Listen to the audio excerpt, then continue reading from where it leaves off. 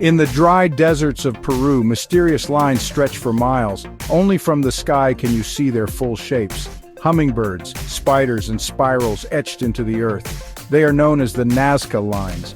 But how could people who couldn't fly draw with such precision? In the dry deserts of Peru, mysterious lines go on for miles. Only when you're high up in the air can you see their complete forms. Hummingbirds, spiders, spirals carved into the ground. They're called the Nazca lines, but how did ancient people who didn't have airplanes draw these figures so accurately?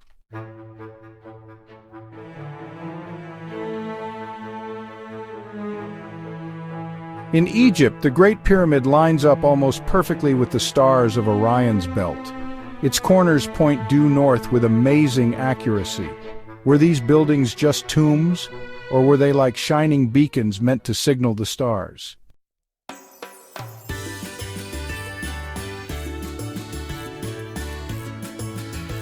Thousands of miles away in Central America, the Mayans built temples based on cosmic cycles. Their calendar mapped solar eclipses, planetary alignments, even shifts in the galaxy. Who taught them such amazing astronomy?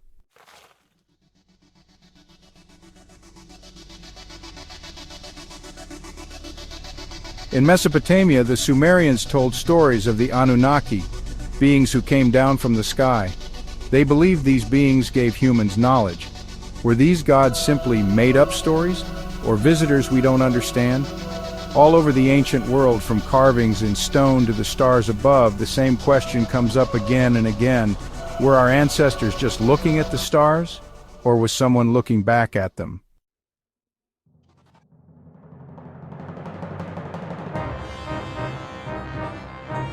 On the far side of the moon, where no Earth-based telescope can see, images from lunar orbit show geometric shapes, ridges that are too straight, corners that are too perfect. Are these the ruins of visitors from long ago, or just shadows playing tricks on our eyes?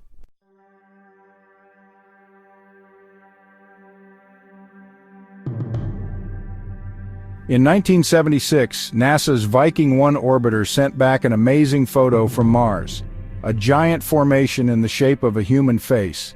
At first, people thought it was just a coincidence, until they saw other shapes nearby that looked like pyramids, arranged in a surprisingly symmetrical way. Chinese voiceover. In 1976, NASA's Viking 1 orbiter sent back a shocking photo from Mars, a giant land formation in the shape of a human face.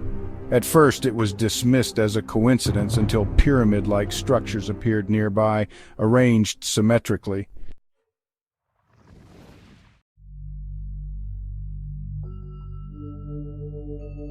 On Venus, radar scans have shown dome-like anomalies clustered in patterns that don't seem random. Could these be natural? Maybe. But they look more like abandoned outposts buried long ago under sulfur clouds. In the radar images of Venus, there are some dome-like anomalies clustered in arrays. This could be a natural phenomenon, of course, but they look more like abandoned outposts buried under the sulfur clouds.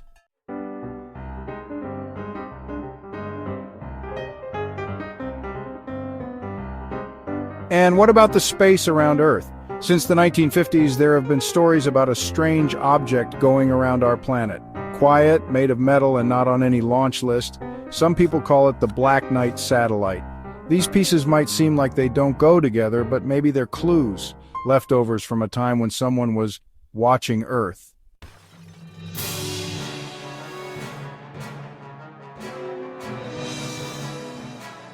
In 1947, something fell from the sky near Roswell, New Mexico.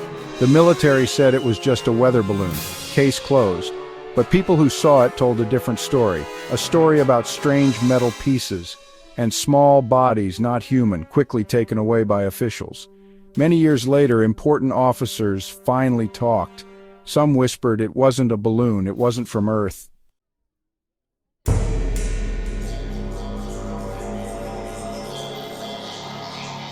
Thousands of miles away in Brazil, something just as scary happened. In 1996, the town of Varginha was in a frenzy. People who lived there said they saw a creature, tall, thin, with red eyes and brown skin. Within hours, the military closed off the area. The creature was never found, or maybe it wasn't supposed to be found.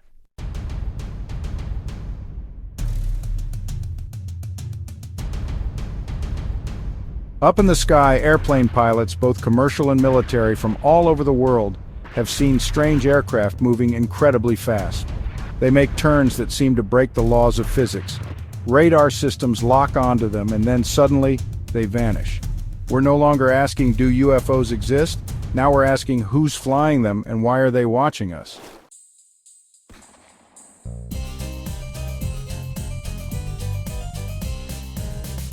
In the early morning mist they appear, massive, intricate designs carved into fields of wheat and barley. Some are hundreds of meters across, formed overnight without a sound, without a trace.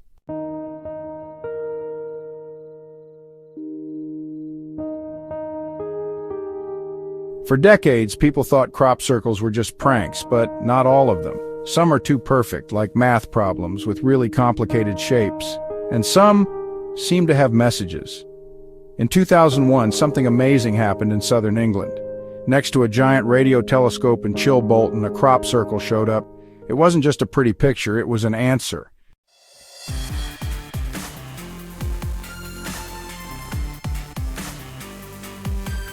An answer to a binary message sent into space 27 years earlier by SETI scientist Frank Drake.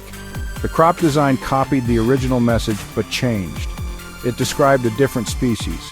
Different DNA, different planet, different height. Was it a joke, or was someone telling us, we hear you?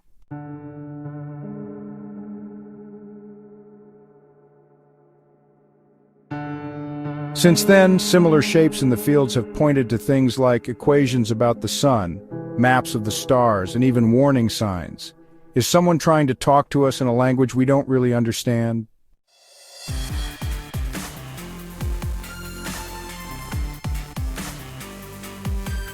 We often think of alien life as something far away, strange, and hard to understand. But what if we've already found it, right here on Earth? In the deep, dark ocean, life grows around hydrothermal vents. No sunlight, no oxygen, just boiling hot temperatures, sulfur gases, and living things.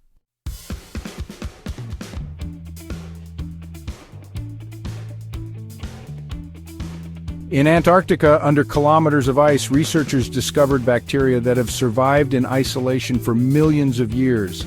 They eat iron. They live without sunlight. They break the rules of what we once thought life needed. In Antarctica, under kilometers of ice, scientists discovered bacteria that have been isolated for millions of years. They eat iron. They don't need sunlight. They break all the rules of what we thought life needed.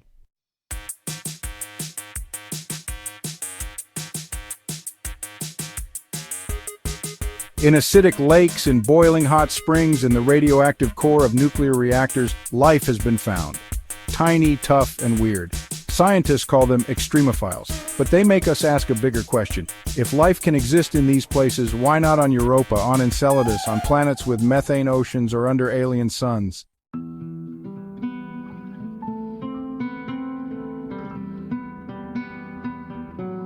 Some even speculate Earth might be a laboratory, seeded intentionally to test how life adapts across extremes. Some even guess Earth might itself be a laboratory, seeded with the seeds of life by some being, used to observe how life evolves in extreme environments.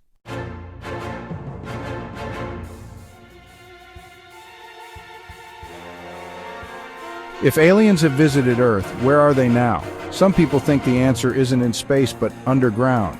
Antarctica, a land of ice hard to reach for most people. Pictures from space have shown huge heat spots deep under the ground. Perfect geometric lines under the ice, structures some say that aren't natural.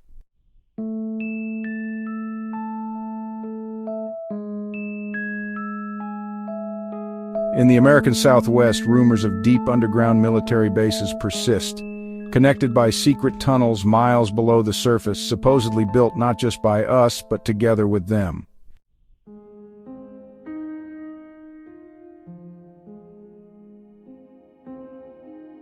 In the huge Gobi Desert, explorers have taken pictures of circular metal towers, rusty, fallen down, and with no markings. No one knows where they came from. There's nothing about them in any official records.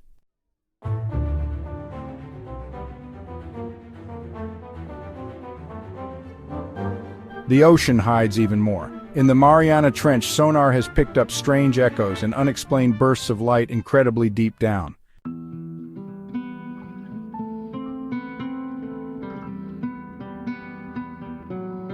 Mountain ranges with permanent no-fly zones, caves sealed by concrete, watched by cameras, places where something is being hidden. Some mountain ranges around the world are permanent no-fly zones. Certain natural caves are sealed with concrete and monitored 24/7. Some places seem to be hiding something. If they are still here, maybe they never needed to leave. They just needed to hide. If they're still here, perhaps they never left. They just hid.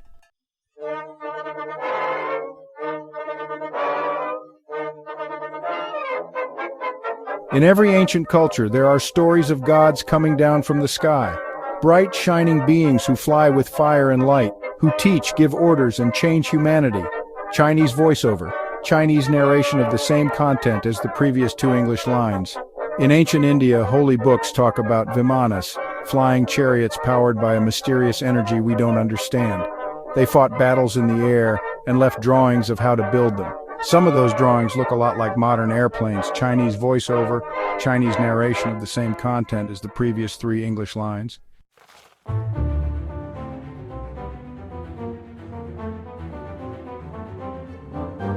In Sumerian tablets, the Anunnaki came from the stars. They didn't create humans, they changed them.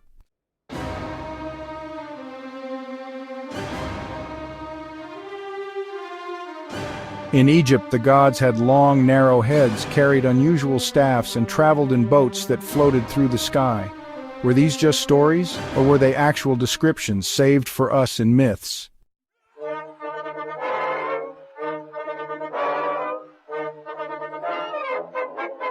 The Bible talks about angels who married human women, and fiery wheels coming down from the clouds. Even Ezekiel saw something amazing, a flying object with bright beings made of fire and metal. The Bible talks about angels marrying human women and fiery wheels coming down from the sky. Even Ezekiel saw a vision of a flying wheel made of fire and metal in the sky. We see this in lots of old cultures, sudden jumps in knowledge, buildings that seem impossible, and stories of beings with powers like gods. All civilizations share these things, sudden bursts of knowledge, impossible architecture, and beings that look and act like gods. What if these gods weren't gods at all? What if those gods were never gods at all?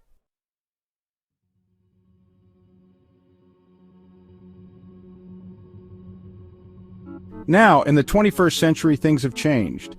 We're not asking UFOs are real anymore. We're asking is flying them, and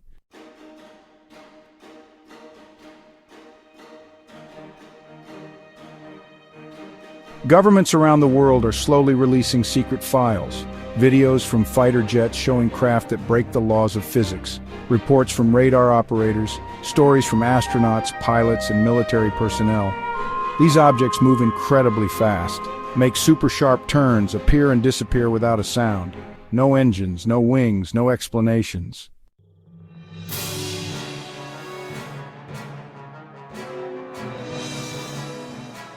But there's something even stranger. The rise in sightings isn't only in the sky, it's in the mind. Shared dreams, mysterious downloads of information. People all over the world are describing similar visions of creatures, symbols, warnings, and awakenings. Are we being contacted in a way that goes beyond technology? Is consciousness the new radio?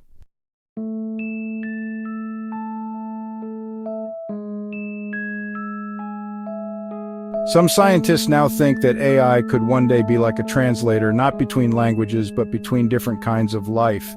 The more we look out into space, the more it seems like the message is already here.